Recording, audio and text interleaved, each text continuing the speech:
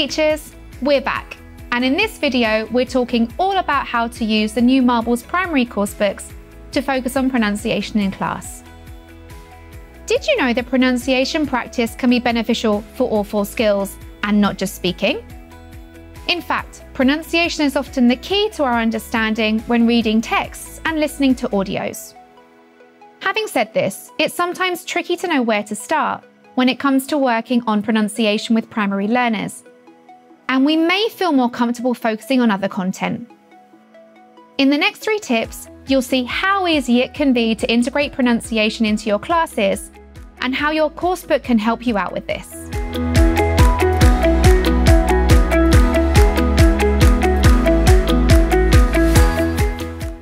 Phonics is a great way for us to work more on reading, writing, and speaking in the classroom. In learning the most problematic sounds for their level, along with the letters or letter combinations to aid spelling, not only are children more likely to produce the sounds of the language more accurately, but they are also able to read and write more independently at a younger age. In the new Marbles coursebook series, children join characters Emma, Mona, Serkan, and Ronnie, who guide them through phonics practice at each stage of their language development. We could go on and on about how highly we recommend using phonics in your primary classes. So make sure you try it out and learn more about how to implement phonics into your English language lessons.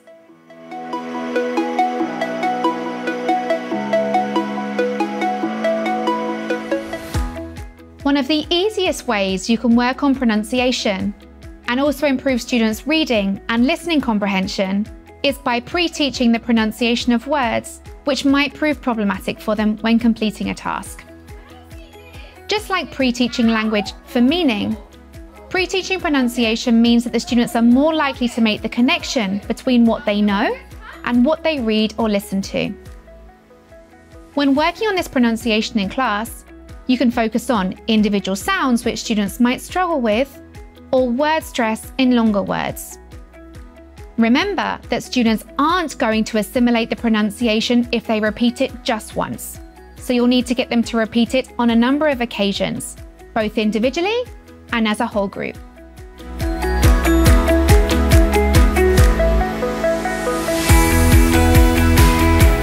The critical moment in pronunciation development is at the point of learning, and if a phonological error goes uncorrected at a young age, then this could have implications throughout a student's language learning journey.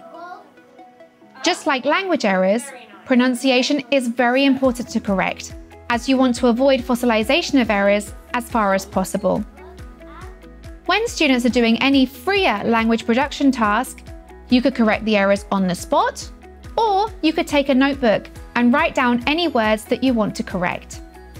After the task, go over these words with the whole group and ensure that they are producing the language correctly. Delayed correction works particularly well if it's a repeated error or one that you have heard many of your students make.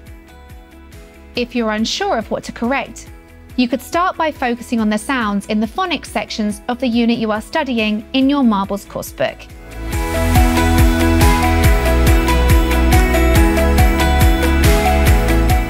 So, there you have our 3 top tips on how to focus on pronunciation in your primary level classes using your new Marbles coursebook series.